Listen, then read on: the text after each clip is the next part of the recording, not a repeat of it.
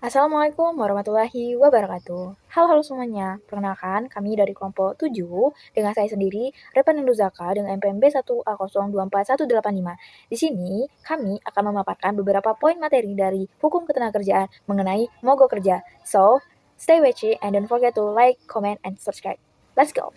Oke teman-teman, sebelum kita masuk kepada pembahasan yang lebih kompleks dan rinci beserta dengan lebih mendalam, terlebih dahulu kita harus mengetahui nih sebenarnya apa itu mogok kerja dan apa saja landasan hukum yang mendasarinya beserta dengan apa sebenarnya penyebab dari adanya mogok kerja ini sendiri. Nah teman-teman, menurut pasal 1 ayat 23 dalam Undang-Undang nomor 13 tahun 2003 tentang Ketenagakerjaan, mogok kerja itu didefinisikan sebagai tindakan pekerja ataupun buruh yang direncanakan dan dilaksanakan secara bersama-sama dan atau oleh serikat pekerja ataupun buruh untuk menghentikan ataupun memperlambat suatu pekerjaan. Nah, adapun dalam menurut Ishak dalam Hukum Ketenagakerjaan Indonesia, di mana menurutnya adalah mogok kerja ialah sebuah bentuk perlawanan kolektif yang digunakan pekerja untuk memperjuangkan kepentingannya ketika perundingan ataupun dengan perundingan itu dinyatakan gagal dengan pemberi pekerja ataupun pengusaha yang dimana mengalami jalan buntu atau tidak memenuhi rasa keadilannya.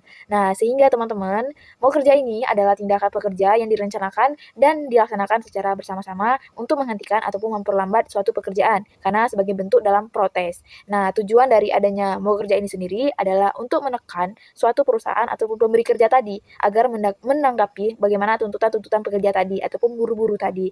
Nah, sehingga misalnya seperti upah, terus adanya jam kerja yang terlalu tidak manusiawi mungkin, kemudian juga ada kondisi kerjanya juga, dan juga dalam mogok kerja ini seringkali dilakukan setelah adanya perundingan yang dinyatakan gagal, teman-teman. Nah, teman-teman, sehingga mogok kerja ini sudah tidak hanya dipandang sebagai bentuk dari protes biasa, melainkan mogok kerja ini telah dinyatakan sebagai hak mendasar ataupun fundamental right yang diakui baik secara nasional maupun secara internasional. Seperti tadi di dalam pasal 1 ayat 23 Undang-Undang Nomor 13 tahun 2003 tentang Ketenagakerjaan, terus ada juga di dalam pasal 28E dalam Undang-Undang 1945 di ayat 3, terus ada juga di Undang-Undang Nomor 21 tahun 2000 tentang Serikat Pekerja ataupun Serikat Buruh, serta adanya Organisasi Perburuhan Internasional atau ILO, yang dimana di sana adanya tercantum di Convention Nomor 87 tentang Freedom of Association dan ada di Convention Nomor 98 tentang Right of Organized and Collective Bargaining.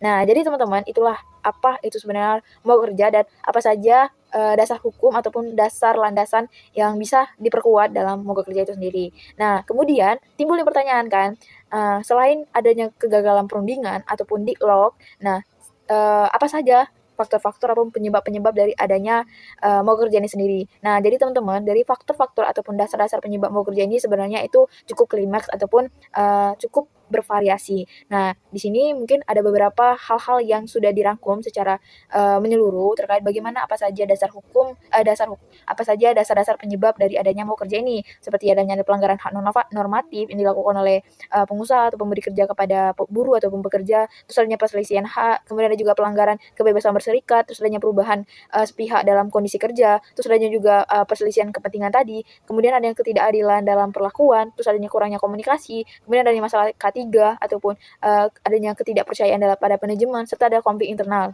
dalam organisasi ataupun dalam serikat ataupun dalam hubungan industrial tadi. Nah, kemudian teman-teman, selain dari dasar penyebab ataupun dari faktor-faktor penyebab mogok kerja tadi, ada pun bagaimana unsur-unsur mogok kerja sendiri, di mana unsur-unsur ini adalah sebagai ciri khas ataupun penanda apakah tindakan tersebut dapat dikatakan sebagai mogok kerja. Itu ada beberapa ya, seperti misalnya dilakukan secara bersama-sama ataupun kolektif.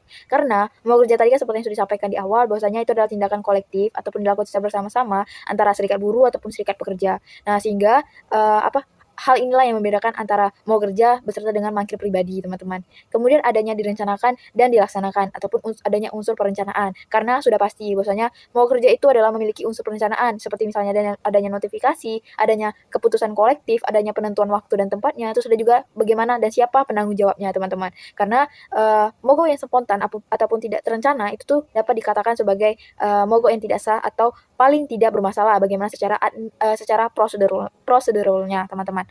Kemudian adanya dilakukan oleh pekerja ataupun buruh ataupun serikat pekerja, itu sudah pasti teman-teman bahwasanya pelaku ataupun, orang-orang yang terlibat dalam bekerja ini adalah harus pekerja ataupun organisasi ataupun bagaimana alat perjuangan dalam pekerja itu sendiri atau bisa disebut sebagai serikat. Nah, di mana apabila tindakan itu dilakukan oleh pihak luar ataupun pihak bukan pekerja, maka hal itu bukan dikatakan sebagai mogok kerja, teman-teman. Seperti misalnya mungkin kelompok masyarakat ataupun non pekerja ataupun organisasi-organisasi masyarakat, teman-teman.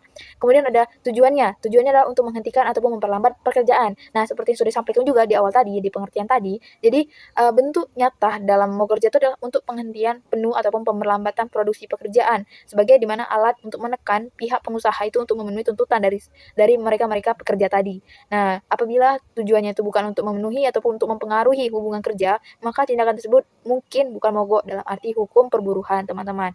Nah, kemudian adanya berhubungan dengan perselisihan hubungan industrial biasanya, teman-teman, yaitu atau bisa disebut sebagai deadlock ataupun adanya gagal perundingan. Nah, jadi seperti sebelumnya juga tadi bahwasanya motif dari mau kerja itu biasanya adalah untuk akibat dari adanya gagalnya perundingan, teman-teman. Seperti itu. Nah, kita lanjut pada bagaimana jenis-jenis dari mau kerja itu sendiri, teman-teman. Nah, berdasarkan prosedur hukum itu dibedakan menjadi dua, yaitu mogok kerja secara sah dan mogok kerja tidak sah. Dimana kalau mogok secara sah itu adalah mogok yang dilakukan adalah setelah perundingan itu gagal ataupun adanya deadlock tadi. Kemudian juga ada pemberitahuan 7 hari sebelumnya ataupun ada notifikasi serta adanya perencanaan sebelumnya. Nah, kemudian dilakukan juga selama dalam masa damai serta tertib.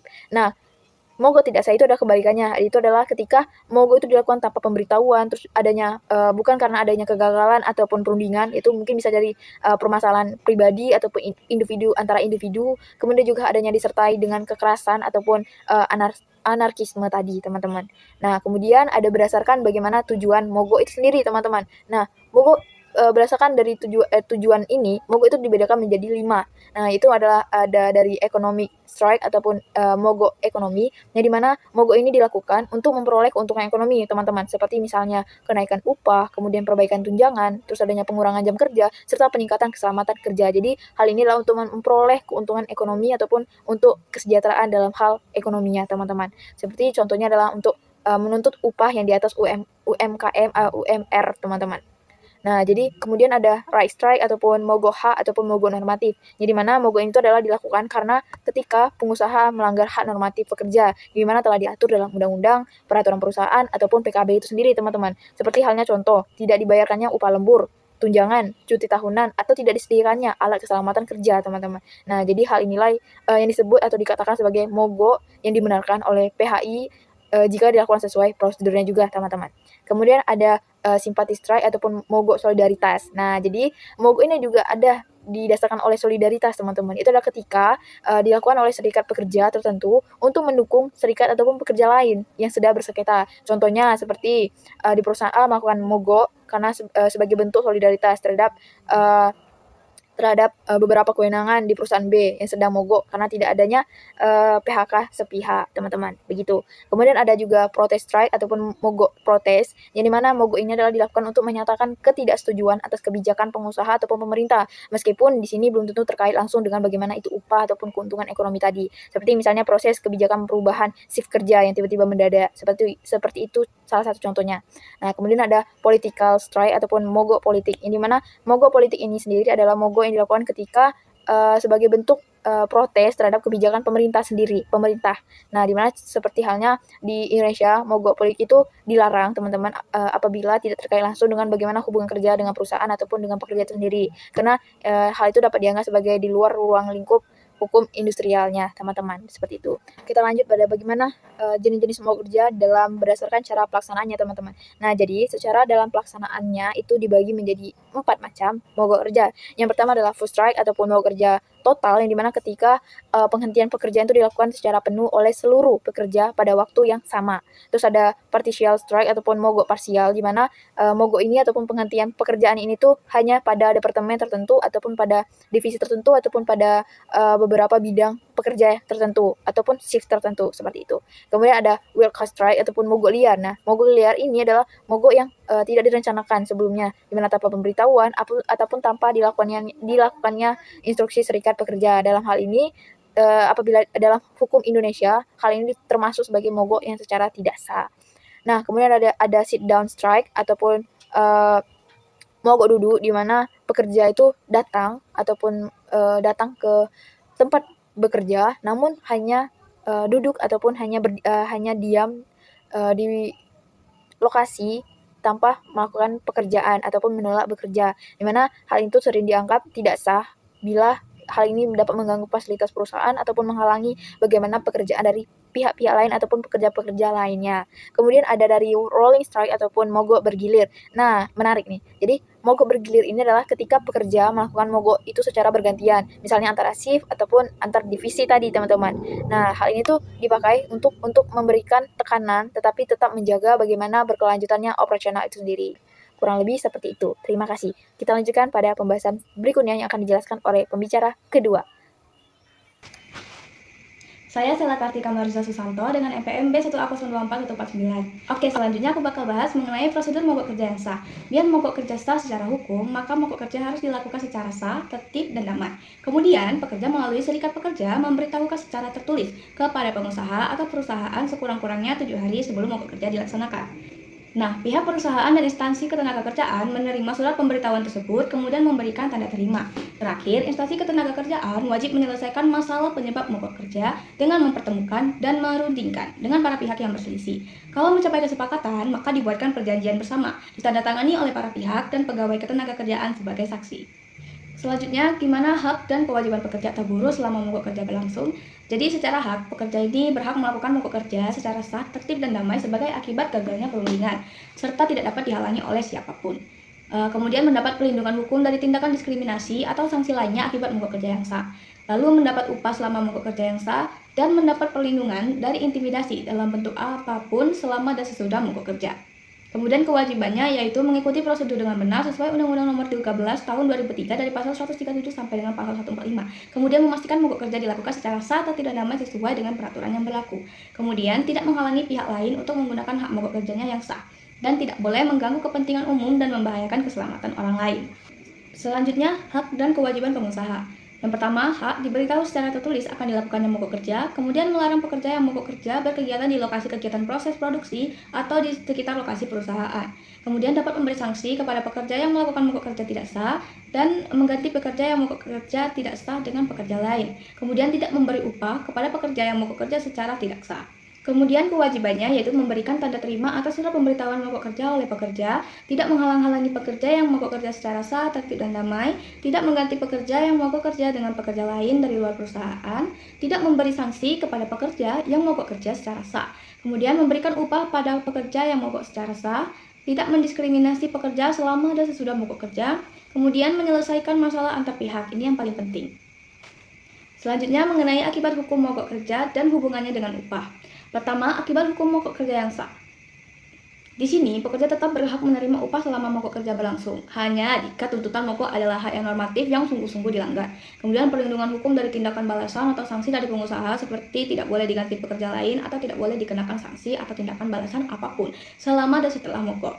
Kemudian akibat hukum mogok kerja yang tidak sah, yang pertama dapat kehilangan hak upah. Di sini pekerja yang mogok tidak berhak mendapatkan upah selama mogok kerja.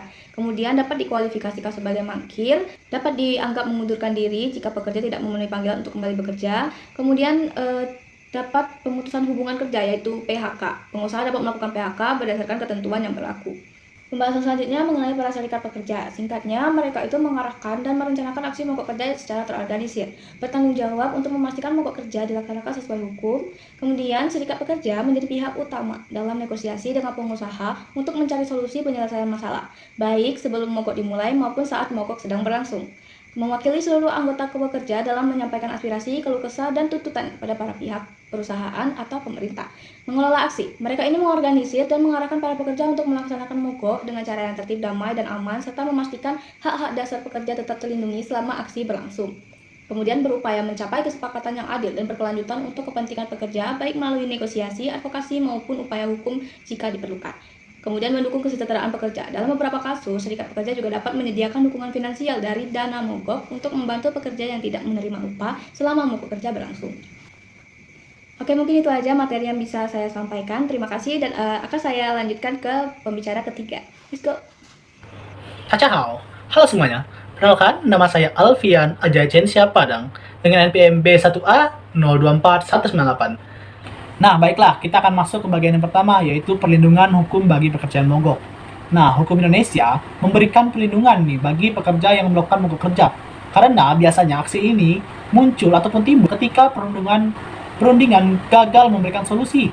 Nah, dan juga selama mogok kerja ini berlangsung atau dilakukan dengan tertib dan juga disertai adanya pemberitahuan dan berkaitan dengan masalah ketenagakerjaan, nah pekerja tidak boleh dihukum dan diberikan sanksi.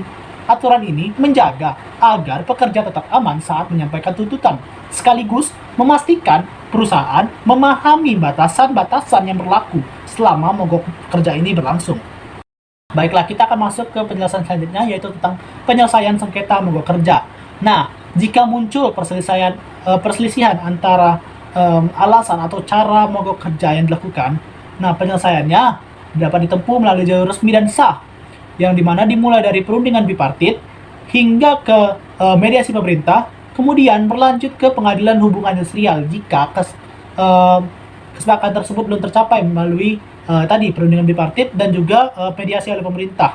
Dan biasanya mekanisme ini menjaga agar perbedaan pendapat tidak berkembang menjadi konflik yang lebih besar, dan memastikan juga setiap keputusan tetap di koridor-koridor hukum yang berlaku. Nah, selanjutnya saya akan memberikan studi kasus, satu kasus mengenai mogok kerja yang diambil dari kasusnya mogok kerja PT Bumi Siap Pusako atau PT Pertamina yang di Riau tahun 2013. Nah, pada tahun 2013 ini, ratusan pekerja migas dari Riau menghentikan produksi setelah perusahaan menunda pembayaran selisih atas kenaikan upah yang seharusnya berlaku sejak awal tahun 2013. Nah, aksi tersebut dijalankan di area kerja dan berlangsung tertib. Di sini kita bisa lihat bahwa memenuhi syarat ketentuan dari mogok kerja yang kita bahas tadi di sebelumnya. Nah, dan pemerintah juga menilai bahwa mogok ini sah karena pemberitahuan telah disampaikan dan tuntutan berkaitan langsung dengan hak normatif pekerja. Sama seperti yang tadi kita bahas tentang syaratnya, yaitu syarat sahnya, di mana ada tertib, kemudian di area kerja tersebut, kemudian ada pemberitahuan yang disampaikan, seperti di sini yang dikatakan pemerintah. Kemudian juga yang disampaikan adalah tuntutan yang berkaitan dengan apa yang terjadi, kenapa terjadinya mogok kerja tersebut. Nah, dan akhirnya perusahaan diwajibkan membayar selisih upah tersebut dan pekerja kembali bekerja setelah kesepakatan itu dicapai. Nah, kasus ini memperlihatkan bagaimana aturan mogok kerja yang sah dapat memberikan kepastian bagi pekerja maupun perusahaan. Karena di sini kita bisa lihat, karena memang tuntutan dan aturan dalam mogok kerja itu dianggap sah, maka para pekerja tersebut tidak dapat dihukum ataupun dituntut seperti yang tadi kita bahas, tidak dapat mendapatkan sanksi karena mereka menjalankan tuntutan secara sah. Perusahaan wajib memenuhi kriteria tersebut dan pekerja-pekerja tersebut tidak boleh dipecat, yang artinya mereka dapat bekerja kembali setelah hak-hak mereka itu terpenuhi. Pembahasan selanjutnya yaitu di mana strategi pencegahan mogok. Nah, pencegahan mogok kerja ini bergantung juga kepada bagaimana komunikasi yang dibangun antara perusahaan, pekerja, dan serikat pekerjanya. Dan juga biasanya banyak aksi mogok kerja ini berawal dari informasi-informasi yang tidak jelas ataupun keputusan sepihak yang menimbulkan ketidakpercayaan. Nah, salah satu cara dengan melakukan dialog yang rutin, melibatkan perwakilan pekerja sebelum kebijakan itu diberlakukan. Nah, dan juga serta meminta bantuan kepada mediator ketika muncul adanya tanda-tanda konflik yang mulai terlihat, dan juga potensi mogok kerja ini dapat ditekan dan hubungan kerja tersebut bisa stabil jika memang tadi sudah kita lihat tanda konflik, kita melakukan mediator potensi mogok kerja tersebut dapat kita tekan dan hubungan kerja tetap stabil. Dan bagaimana kita pandang dari tadi ada studi kasus dari PT Bumi Siap tadi, bahwa di sana mungkin tidak adanya informasi yang jelas dan adanya keputusan sepihak antara upah gaji pekerja tersebut. Oleh karena itu muncullah sebuah demo yang menimbulkan suatu masalah baru, dan yang pada akhirnya perusahaan diwajibkan memberikan hasil atau lebihnya atau yang kurang didapatkan oleh pekerja tersebut. Gaji yang kurang dikembalikan kembali kepada pekerja, dan pekerja tersebut dapat kembali bekerja setelah hak-hak mereka terpenuhi, dan pekerja tersebut tidak bisa dihukum karena mereka sudah menjelaskan hal yang jelas tentang tuntutan mereka. Dan juga mereka menjalankannya dengan tertib, dan juga jika kita tadi review kembali, pemerintah menyatakan bahwa mereka menyampaikan isu-isu yang berkaitan sesuai dengan mogok kerja tersebut berlangsung. Di sini kesimpulan dari seluruh yang kami bahas materi adalah mogok kerja merupakan hak yang diakui dalam hukum ketenaga kerjaan dan hanya dilakukan ketika perundingan tidak menghasilkan solusi. Nah, hukum menentukan batasan-batasan dan prosedur-prosedur agar berbeda dari aksi lain seperti demonstrasi biasa. Dan juga pekerja, pengusaha, dan serikat pekerja memiliki peran-peran masing-masing untuk memastikan aksi tetap tertib serta fokus kepada persoalan ketenagakerjaan.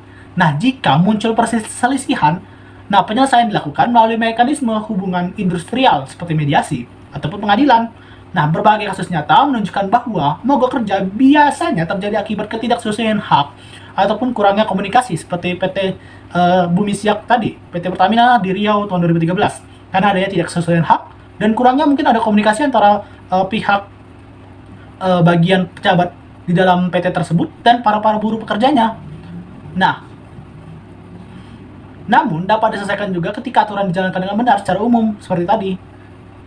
Aturan sudah dijalankan oleh pekerja tersebut mendapatkan haknya. Nah, secara umum mogok kerja menjadi langkah terakhir dan dapat dicegah melalui dialog terbuka dan penyelesaian sejak awal. Nah, mogok kerja sendiri itu bukan serta-merta ada ketidaksesuaian hak langsung demo langsung mogok, tidak. Ini adalah upaya terakhir. Jika masih bisa diupayakan, lebih baik melakukan dialog antara bagian pejabatnya atau yang berwenang, kepala bagian dari menaungi upah tersebut yang seperti dalam kasus kita, ataupun tadi masalahnya itu diselesaikan dari awal apa pokok-pokok penyelesaiannya. Nah, jika tidak bisa, barulah mogok kerja ini bisa berlangsung. Itu sebagai upaya terakhir jika dari dialog tersebut tidak bisa terselesaikan. Nah, mungkin itu saja yang dapat kami sampaikan. Lebih dan kurang kami mohon maaf. Terima kasih.